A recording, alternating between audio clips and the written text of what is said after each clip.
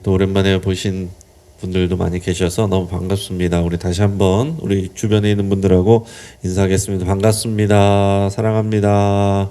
반갑습니다. 사랑합니다. 네, 우리 금년도 주제 주여 이제 회복하게 하소서 세 번 하겠습니다. 자, 시작. 주여 이제 회복하게 하소서. 주여 이제 회복하게 하소서. 주여 이제 회복하게 하소서. 우리 5가지 회복 캠페인 예배, 기도, 사랑, 가정, 사명 우리 같이 해보겠습니다. 시작. 예배를 회복하겠습니다. 기도를 회복하겠습니다. 사랑을 회복하겠습니다. 가정을 회복하겠습니다. 사명을 회복하겠습니다. 아멘. 이것이 우리의 기도가 되고 또 우리의 소망이 되고 우리의 응답이 되기를 주의 이름으로 축복합니다. 하나님께서 오늘 우리에게 주시는 말씀은 누가복음 7장 18절에서 35절까지의 말씀입니다. 누가복음 7장 18절에서 35절까지의 말씀입니다. 오늘 본문을 통해서 모든 이해의 기준 예수 그리스도라는 제목으로 말씀의 은혜를 같이 나누겠습니다. 모든 이해의 기준 예수 그리스도. 우리가 모든 것을 이해하는 기준은 예수 그리스도십니다. 우리가 이 얘기를 많이 들어서 아실 겁니다. 어떤 할머니가 시골에서 아들네를 찾으러 왔는데 이제 1년 있다가 동네 사람을 데리고 다시 찾으러 왔습니다. 그 동네 사람이 아들네가 어딘데? 그러니까 할머니가 내가 잘 알아. 확실하게 봐놨어. 내가 작년에 와서 보니까 그때 아들네 집에 지붕 위에 검은 고양이 한 마리가 있었어. 지붕 위에 검은 고양이 한 마리 있는 집이 우리 아들네 집이야. 다시 찾으니까 아들네 집을 찾을 수 있습니까? 당연히 못 찾죠.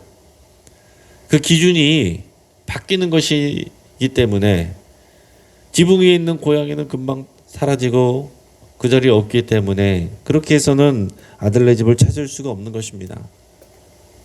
정상적인 사람이 외눈박이 마을에 가면은 그 사람이 비정상이라고 불리게 된다는 우리가 그런 말도 하죠.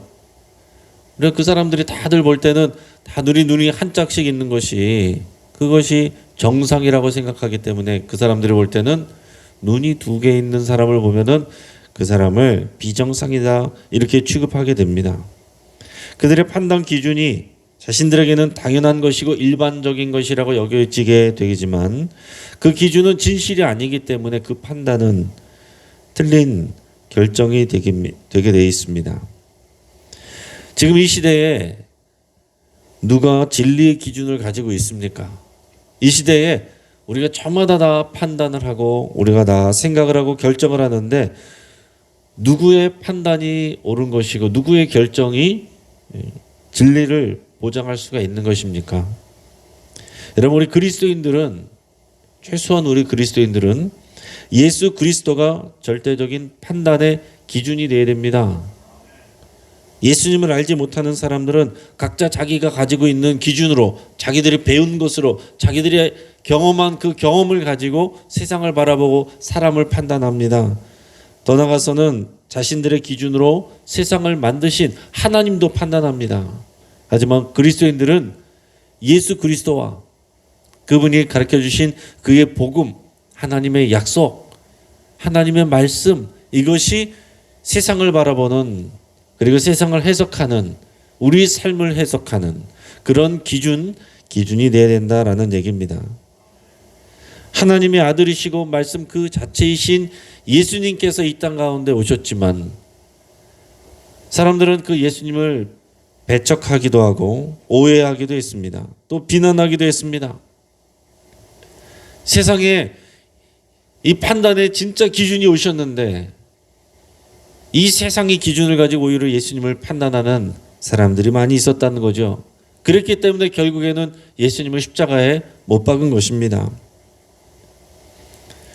여러분 과연 오늘 우리의 판단의 기준은 무엇입니까? 오늘 본문을 통해서 우리가 깊이 생각할 수 있기를 바랍니다. 오늘 본문에 보면 세례 요한이 다시 등장합니다. 세례 요한은 예수님이 진짜 이 성경에서 예언된 그 약속된 메시아 그리스도인지 확인하고 싶어 했습니다. 그래서 자신을 따르는 제자들 둘을 예수님에게 보내서 물어보게 했어요. 과연 예수님이 진짜 그리스도이신지 아니면 우리가 다른 사람을 기다려야 되는지 이것을 물어보게 했습니다. 22절, 23절, 오늘 본문의 22절, 23절을 우리 같이 읽겠습니다. 시작. 예수께서 대답하여 이르시되 너희가 가서 보고 들은 것을 요한에게 알리되 맹인이 보며 못 걷는 사람이 걸으며 나병 환자가 깨끗함을 받으며 귀먹은 사람이 들으며 죽은 자가 살아나며 가난한 자에게 복음이 전파된다 하라. 누구든지 나로 말미암아 실족하지 아니하는 자는 복이 있도다 하시니라. 아멘. 자, 예수님은 다른 설명 붙이지 않으셨습니다. 너희가 나를 통해서 보고 들은 것을 그대로 가서 전해줘라.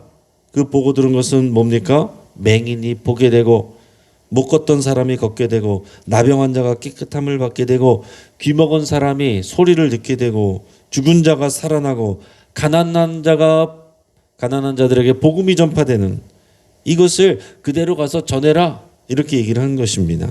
그러면서 뭐라고 말씀하시냐면은 누구든지 나로 말미암아 실족하지 아니하는 자는 복이 있도다라고 얘기했습니다. 예수님으로 인해서 실족하지 않는다. 그 얘기는 무슨 얘기입니까? 예수님을 진리로 받아들인다라는 얘기예요. 진리로 받아들이지 아니하면 시험 드는 것입니다. 실족하는 거예요.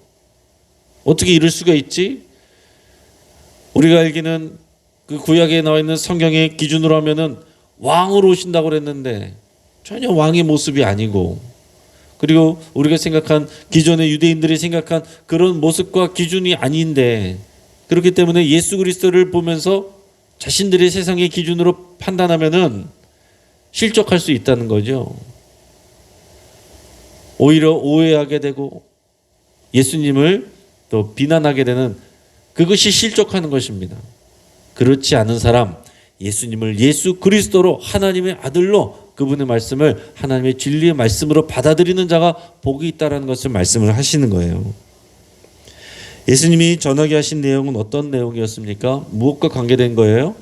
이것이 바로 누가복음 4장에 나오는 예수님께서 나사렛 회당에서 설교하신 그 내용, 내가 이 땅에 하나님의 약속하신 그 사람이라는 것을 보여주신 내용, 내가 이것을 하기 위해서 오셨다라고 했던 그 내용, 그 내용에 대한 것입니다.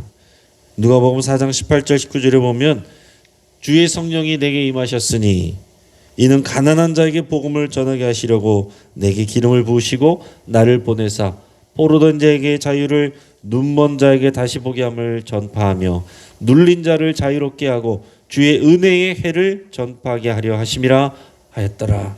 이 말씀을 전하셨잖아요. 그리고 예수님이 하신 일들은 이 일들을 실제로 성취하고 실현하는 일들을 하신 거예요. 그러니까 너희가 본 대로 가서 전해라. 그것을 전하면은 어떻게 되는 것입니까? 과연 그 말씀이 오늘 예수 그리스도를 통해서, 예수님을 통해서 실제로 이루어졌다, 성취되고 있다. 그 얘기는 뭡니까? 예수님이 바로 메시아가 맞다라는 것을 보여주라라는 거죠. 자, 그러면 세례 요한은 왜 믿지 못하고 확인했을까? 여러분 이상하지 않습니까?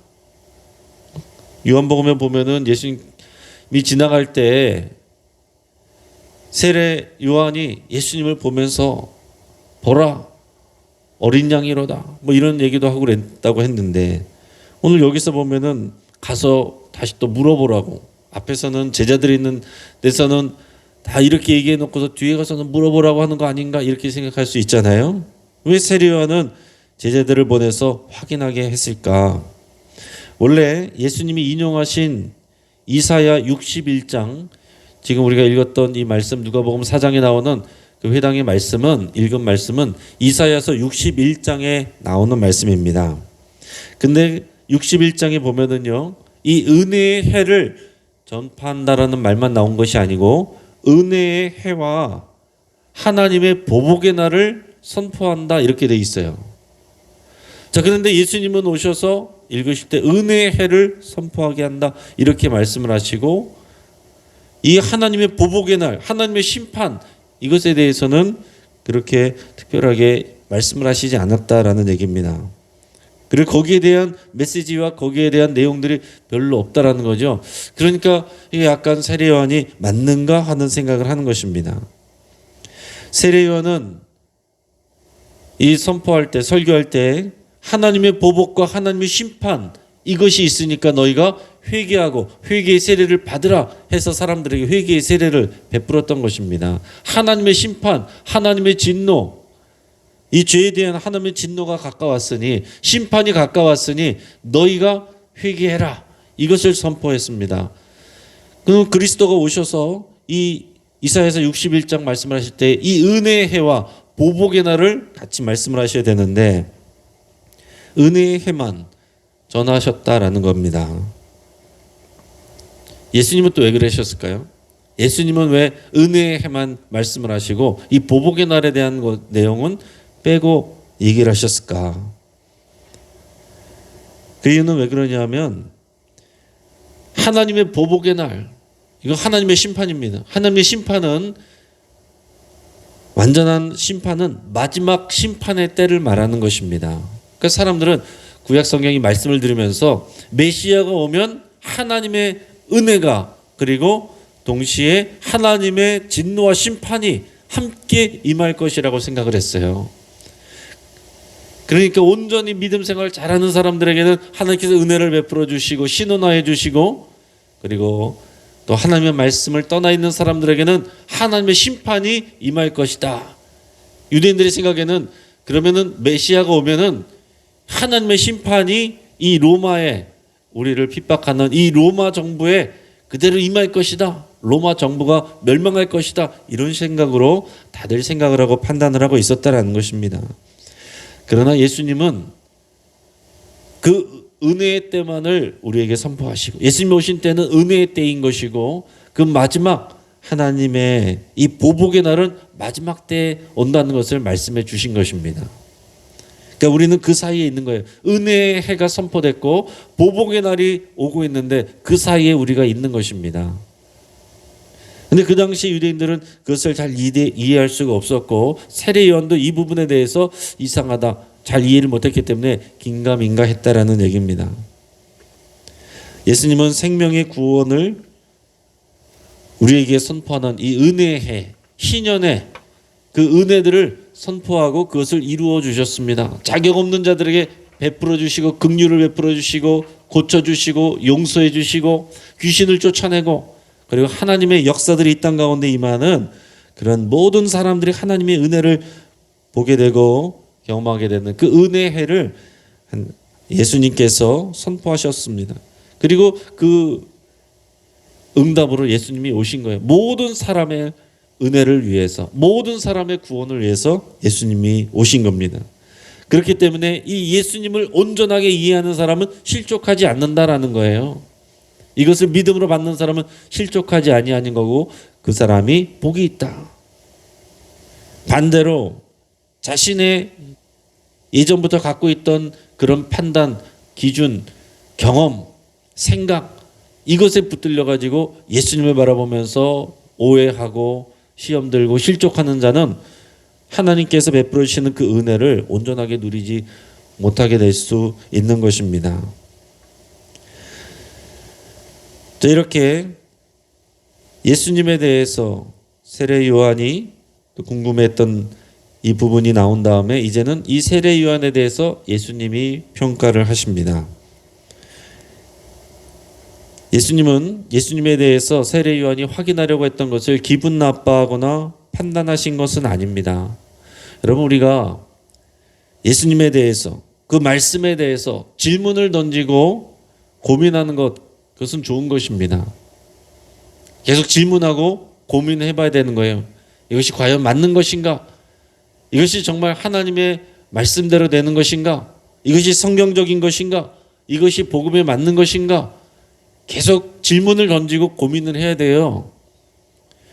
여러분, 잘 믿는다는 것은 그냥 무조건 믿는 것이 아니라, 덮어놓고 믿는 것이 아니라 성경을 피고 그 말씀을 생각하면서 고민하면서 그 말씀을 대입해보고 우리가 적용해보고 하는 것입니다. 세례요한에 대해서 예수님은 뭐라고 말씀하시냐면 이 예수님의 길, 그리스도의 길, 메시아의 길을 준비하는 자다라고 말씀을 하셨습니다. 27절에서 30절, 오늘 본문의 27절에서 30절까지 말씀 읽겠습니다. 자, 시작. 기록된 바 보라 내가 내 사자를 네 앞에 보내노니 그가 내 앞에서 네 길을 준비하리라 한 것이 이 사람에 대한 말씀이라. 내가 너에게 말하노니 여자가 낳은 자 중에 요한보다 큰 자가 없도다. 그러나 하나님의 나라에서는 극히 작은 자라도 그보다 크니라 하시니 모든 백성과 세리들은 이미 요한의 세례를 받은지라. 이 말씀을 듣고 하나님은 의롭다 하되 바리새인과 율법 교사들은 그들의 세례를 받지 아니하므로 그들 자신을 위한 하나님의 뜻을 저버리니라. 아멘. 자, 말라기 3장에 보면 이 메시아의 오심을 준비하는 이가 올 것이다 그랬습니다. 그리고 말라기 4장에 보면 그 사람은 엘리야 선지자다 그렇게 얘기를 했습니다. 이 말라기서에 나와 있는 이 엘리야 선지자는 바로 세례 요한이다라고 예수님께서 말씀하고 계신 겁니다. 여러분, 말라기서가 이 말라기 선지자가 구약 성경에 나오는 마지막 선지자예요.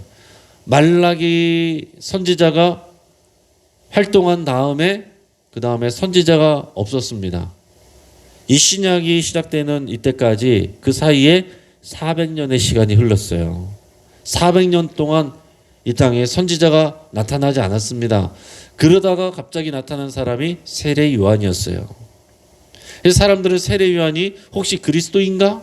이런 생각들을 했는데 예수님은 말라기에서 예언한 그 엘리야 선지자가 올 것이다. 메시아의 길을 준비하는 그 사람이 바로 세례 요한이다 라고 얘기를 하는 것입니다. 세례 요한이 여기서 중요한 것, 그것은 뭐냐면 세례 요한 그 사람 자체의 어떤 탁월성이 중요한 게 아닙니다. 세례 요한이 맡은 그 일, 그 사명, 그 역할, 그것 때문에 세례 요한이 중요한 거예요. 여러분, 세례 요한보다 인격적으로 훌륭한 사람 훨씬 많이 있을 수 있습니다. 세례 요한보다 더 많이 배운 사람, 성경 말씀 더 많이 아는 사람 있을 수 있어요. 세례 요한보다 더 착하게 산 사람 얼마든지 있을 수 있어요. 하지만 세례 요한의 지금 평가를 받는 기준은 뭡니까? 예수 그리스도와 관계돼서 예수 그리스도와 관계된 그의 역할 때문에 세례 요한을 평가하고 있는 것입니다. 메시아의 오실 길을 준비하는 자, 이 세례 요한이다라는 거죠. 그래서 세례 요한은 그의 어떤 다른 것이 아니라 그의 오실 길을 준비하는 그 역할을 감당한 것, 그것이 고평가 받는 것입니다. 그러면서 그 다음에 나온 내용이 뭡니까? 세례 요한은 회개의 세례를 베풀었다라고 그랬습니다. 세례 요한에게 회개의 세례를 받은 사람들은 예수님도 받아들이게 돼 있습니다. 내가 죄인이구나. 하나님 말씀 앞에서 내가 회개해야 되는구나. 이것을 겸손하게 받아들인 사람들은 예수님도 받아들였어요. 그런데 말씀 나오는 것처럼 바리새인들과 율법 교사들은 세례 요한의 세례를 받지 않았습니다. 왜요? 자기들의 판단으로는 나는 회개할 것이 없어. 나는 의로워. 이렇게 생각한 사람은 예수님을 볼 때도 여전히 비판하고 비난하고 예수님을 받아들이지 못했다라는 것입니다. 여러분, 우리는 겉으로 드러나는 모습과 지위 이런 게 중요한 게 아닙니다. 우리의 삶이 예수 그리스도와 어떻게 연결되어 있는가, 이 부분이 중요한 거예요. 세상의 평가가 아니라 우리를 향한 예수님의 평가가 중요한 것입니다.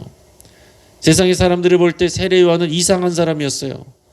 멀쩡하게 동네에서 사는 것이 아니고 광야에 나가서 이런 거친 옷을 입고 기인처럼 그렇게 살아가는 모습에 대해서 좋게 얘기하는 사람도 있고 나쁘게 얘기하는 사람도 있고 저마다 자기 기준으로 얘기하지만 세례 요한을 온전하게 평가하는 그 기준은 뭡니까?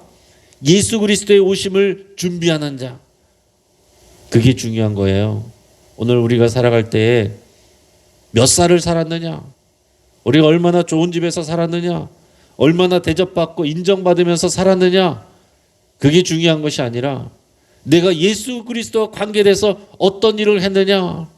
예수 그리스도와의 관계 가운데서 우리는 평가받는 것, 그것이 마지막에 남는 것이고 그것이 진짜 우리를 향한 하나님의 평가예요.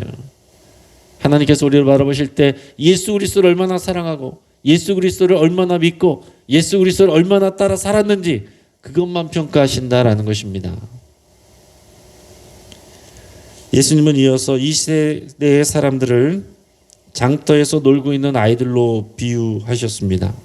우리 31절에서 35절까지 말씀을 같이 읽어보겠습니다. 자, 시작. 또 이르시되 이 세대의 사람을 무엇으로 비유할까? 무엇과 같은가? 비유하건대 아이들이 장터에 앉아 서로 불러 이르되 우리가 너희를 향하여 피리를 불어도 너희가 춤추지 않고 우리가 곡하여도 너희가 울지 아니하였다 함과 같도다. 세례 요한이 와서 떡도 먹지 아니하며 포도주도 마시지 아니하며 너희 말이 귀신이 들렸다 하더니 인자는 와서 먹고 마시매 너희 말이 보라 먹기를 탐하고 포도주를 즐기는 사람이요 세리와 죄인의 친구로다 하니 지혜는 자기의 모든 자녀로 인하여 옳다함을 얻느니라. 아멘. 여러분, 이 장터의 비유, 장터의 아이들 비유 우리가 잘 알고 있습니다. 이 아이들은 그 당시의 사람들을 의미하고 이 장터는 이 세상을 의미합니다. 자, 그런데 이 말씀을 이해할 때 여기서 말하는 아이들이 얘기할 때 우리가 라고 얘기했을 때 이 우리는 누구를 의미하는 것인가? 그리고 여기에 그 다음에 나오는 아이들은 누구를 의미하는 것인가? 여기에 따라서 이 말씀이 정반대로 이해될 수 있습니다. 그러니까 예를 들어서 우리가 너희를 향하여 피리를 불고 곡하여도 너희가 울지 아니하였다라고 그랬는데 우리는 누구고 너희는 누군가? 쉽게 말해서 피리를 불고 곡을 하는 우리가 누군가라고 했을 때 이 우리를 세례 요한과 예수님으로 생각할 수 있어요. 일반적인 생각입니다. 세례 요한이 와서 세례 요한은 회개하라고 그랬고 회개의 세례를 전했습니다.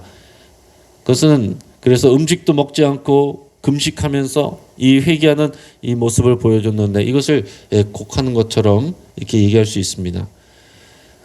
반대로 예수님은 은혜의 회를 선포하면서 사람들에게 용서해 주시고 치유해 주시고 이런 은혜들을 베풀어 주셨어요. 이것을 어떻게 보면은 피리를 부는 것처럼 볼 수 있습니다. 그렇다고 한다면은 피리를 불어도 춤추지 않고 또 곡하여도 울지 않는 것은 그 예수님의 또 세례요한의 그 메시지를 받아들이지 않았던 그 사람들을 얘기하는 것이 됩니다.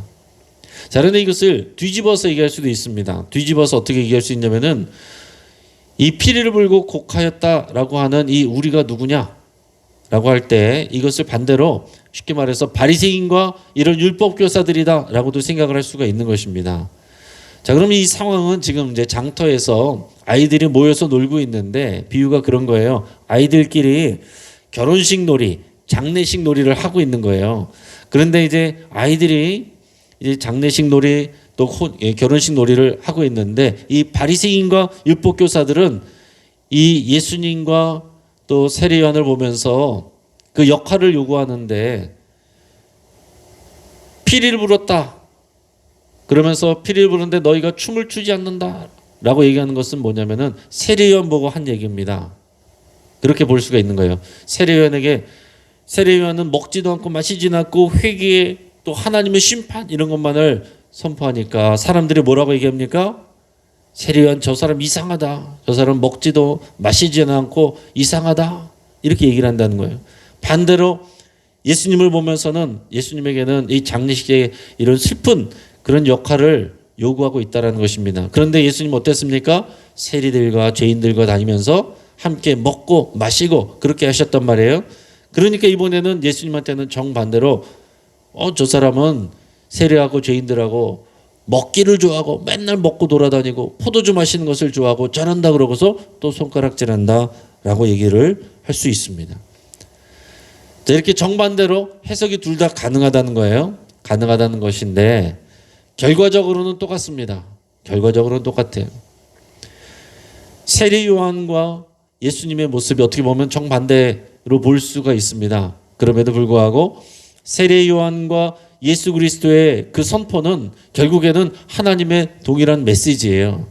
그 메시지를 받아들이지 않는 그 사람들이 분명히 있었다는 것은 변함이 없습니다. 그래서 이 메시지를 예수님께서 하시는 내용은 뭡니까? 세례 요한이 와서 회개를 선포해도 너희가 듣지 않고 회개하지도 않고, 내가 와서 이 하나님의 은혜의 해를 선포할 때는 또 너희가 나에 대해서 뭐라고 얘기하고 또 나를 비난하고 이 하나님의 은혜를 받아들이지 않고 왜곡한다라고 비판하고 계신 겁니다. 자, 그러면서 마지막에 뭐라고 말씀하셨습니까? 지혜는 자기의 모든 자녀로 인하여 옳다함을 얻느니라. 자, 그 당시에 바리새인과 율법교사 이런 사람들은 많은 율법 공부를 한 지식이 있는 사람들이었어요. 그 지식을 가지고 사람들을 판단했다라는 얘기입니다. 그런데 예수님이 볼 때는 너희들은 지혜가 없다.